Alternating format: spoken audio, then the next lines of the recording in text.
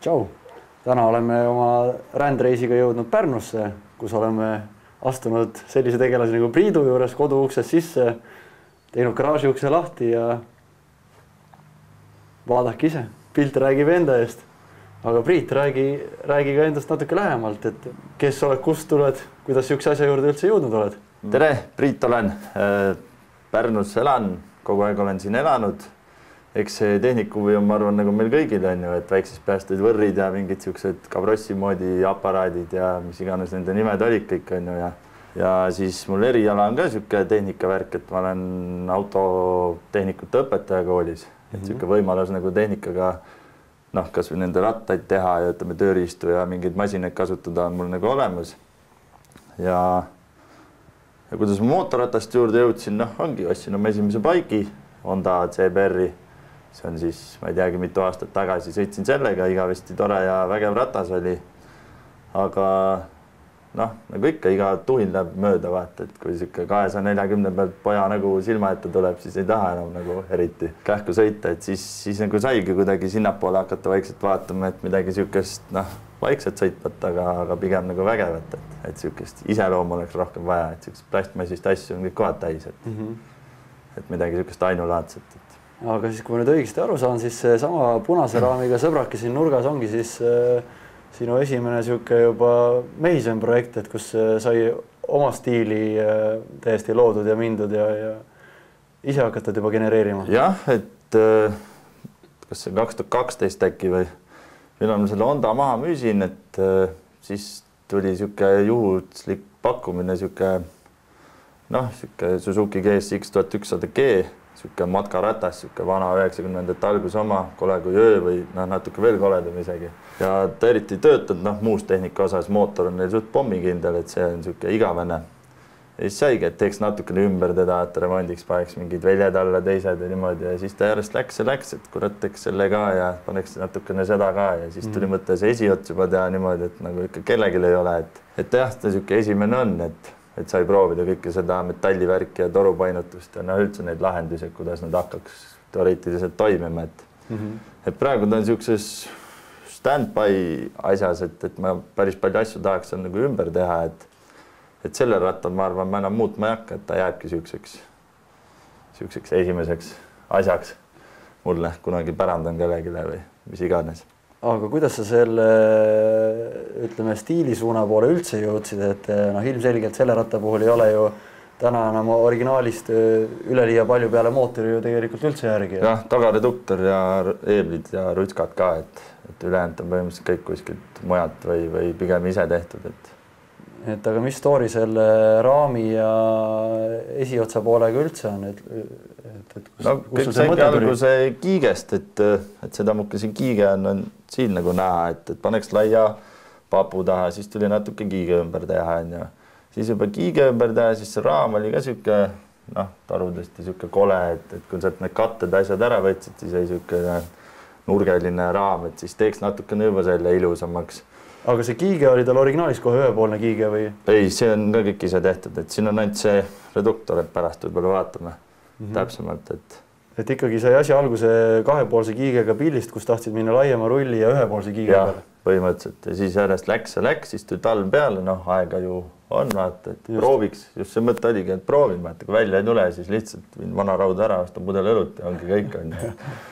Aga isegi nagu toimib ja sõidab, sellega ma olen sõitnud ka siin kilomeetrites ei oska öelda, et tal on väike jama nende karpadega, et üüsid või see on nagu kulunud kaevud, et vahepeal töötab nagu ilusti ja siis jälle hakkab nagu puterdama ja sinna see nagu asi jäigi, et see nagu korda saada, siis tuli juba uus tuhin peale hakata midagi muud tegema ja nüüd ta seal ootabki midagi.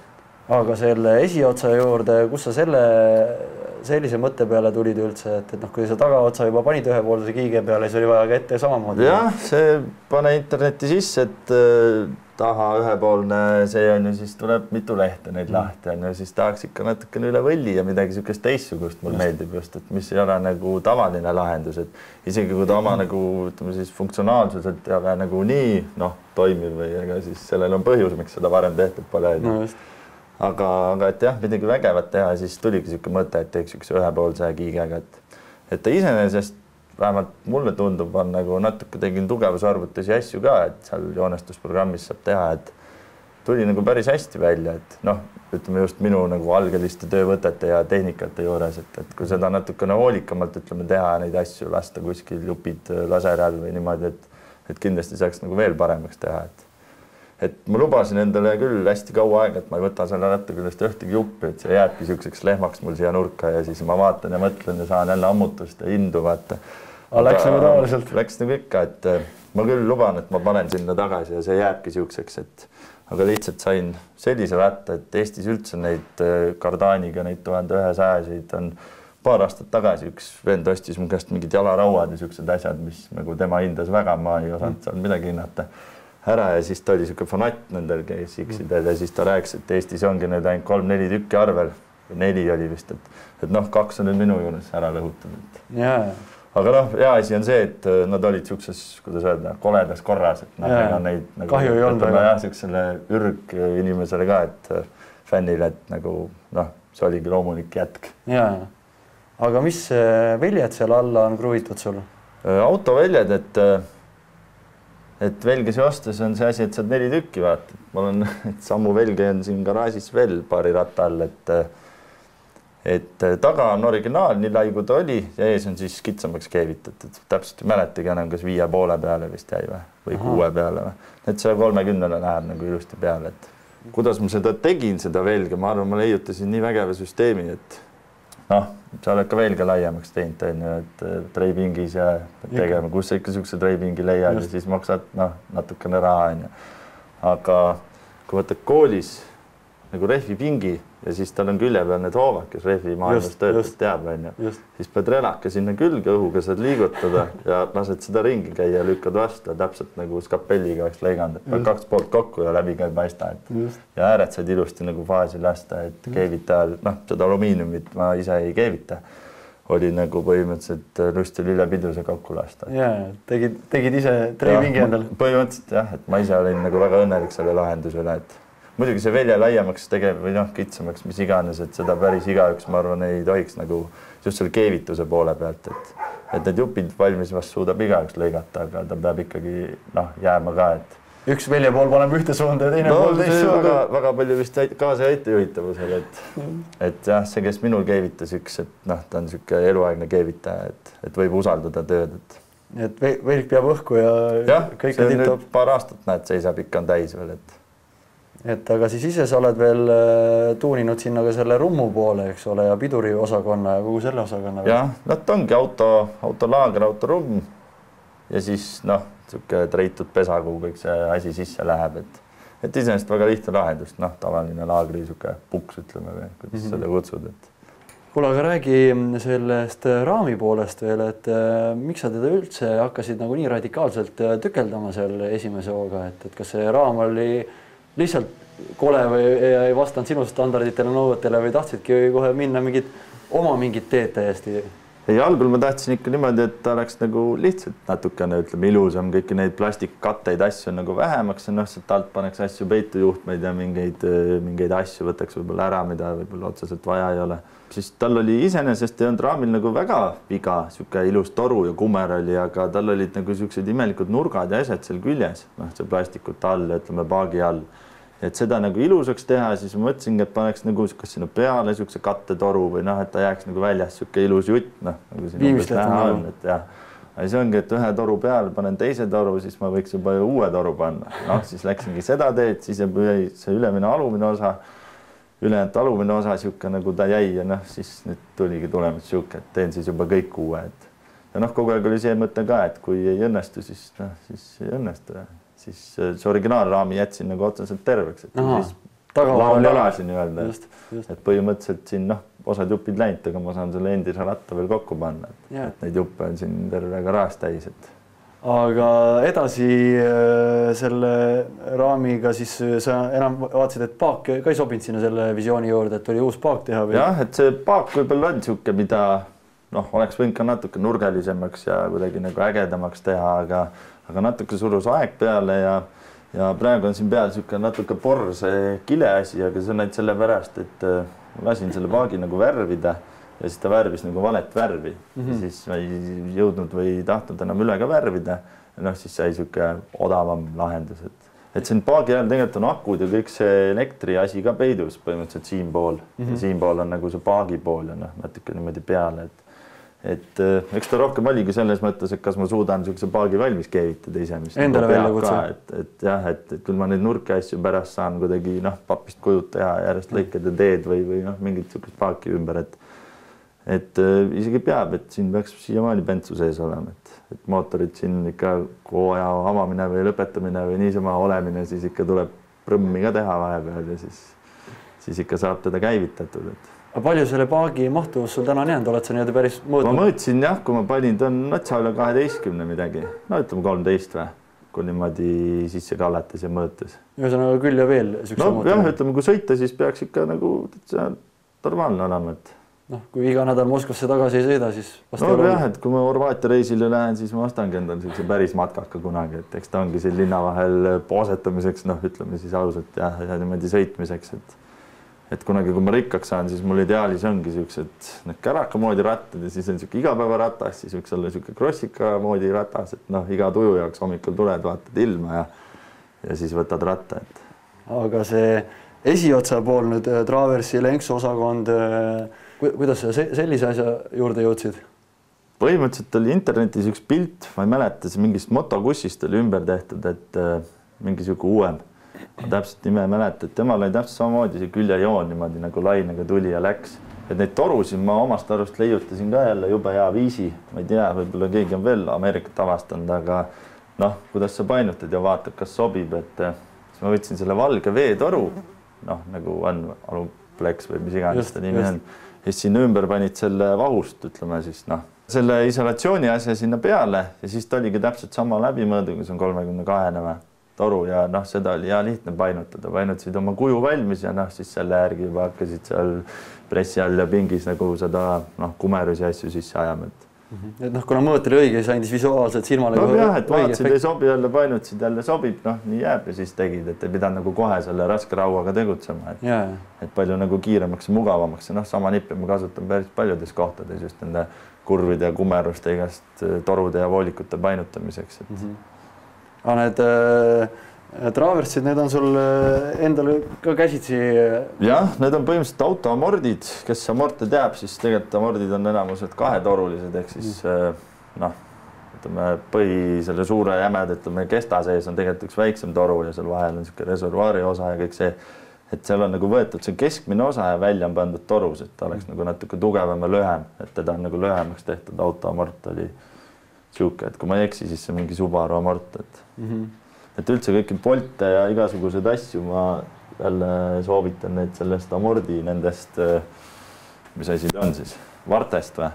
Et on täpne mõõt, on hästi tugev materjal, teda on hästi hea nagu töödelda, et kõik siuksed tähtsamad poldid, asjad, kui midagi on vaja treida ise kuskil mingit kiigepolte asju, ma olen kõik nagu sellest teinud, et jube siuke, noh, ongi lihtne ja ta on nagu väga ilus näeb välja ka ja väga täpses mõõdus, et selle teisel rattal on kõik need kiigepoldid nendest treitud. Aga Lenksu osakond, millest sa selle oled mingisuguse allveelaeva mingisuguse? Need ma sain sellelt, kes teeb seal Haapsalus, Meelis, vaata. Kunagi oli ammu tema saade, ma jälgin ka kõike seda, mis sealt teie kanalist tuleb.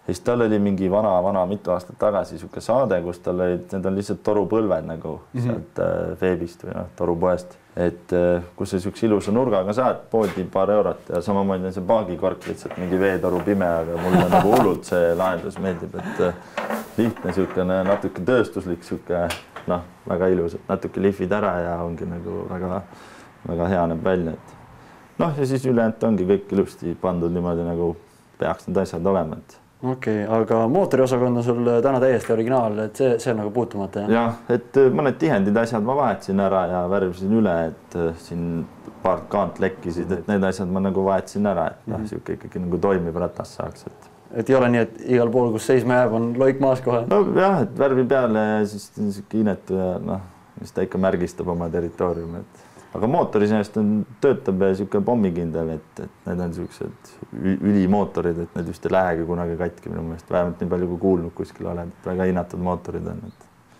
Kuule, aga räägi nüüd sellest rattast ka, mis story sul üldse sellega on, et ilmselgelt oled sa just siia kruvinud kogu selle tagaotsa rattalt, mida sa lubasid, et kunagi ei torgi ega kust midagi ära ei keera. Jah, et ma siin filmilindi peal siis ütlen, et ma luban, et ma panen selle kiige sinna kunagi tagasi, et teen siia uue, et noh, kõik see mõõdud ja asjad on mul nagu olemas. Et selle rattaga on siuke lugu, et tuli kevad, uues lumi sulas ära, päike tuli välja ja siis sõbral oli täpselt seesama GSX 1100G, et ma rääkisin suht haruldane ratas, niimoodi tänavapildis, ega teda palju ei näe, ma iseenesest olen vist ka ainult korra kuskil näinud mingit sihukest teistmoodi ratast. Ja siis sõbral, ma ei tea, kus ta sai selle ja et müügis, et kas sa ei taha, tal endal oli üks teine silmapiiris. Kuna ta on sihuke vana ja ütleme siis kole nägi välja, kui nii tohib öelda, siis eriti palju ei maksnud ka ja siis ma ütlesin ikka tahan, et mootor on tal, rääkisin sihuke pommikindel, see tal on, sellel sõbral oli üle ka käidud, need karpa kõik timmitud ja tüüsid ja kõik, mis on ära, et seda mootori osakonda katsuma ei pea, et siis jäigi ainult see visuaalne pool nagu üle vaadata, et siis ma algul sõitsin oligi paar nädalat vist või, selle nii-öelda vana variandiga, aga siis mul hakkas päris häbi, kui ma sellega sõitsin juba, et inimesed vaatasid, aga mitte sellepärast, et mul nüüd vägev ratas on, et pildi pealt võib-olla pärast on näha ka, muke ta alguses oli, et siis saigi see taguots kohe, sai näidata ühte ketaslõikuri moodi asja, siis see oli siuke sama suur, kui see praegune ratas kokku vist. Siis paak jäi nagu sama, krossilenks oli tal kohe peale ostes, ei see kiige asi, et algul ma mõtlesin, et tulebki siukene, nagu ma kutsusin, mitte kahvereisser, aga siuke restaurantreisser, et natuke siuke suurem, suur mootor, aga ütleme siuke kahvelikku nagu joont või ütleme siukest olemist talle anda.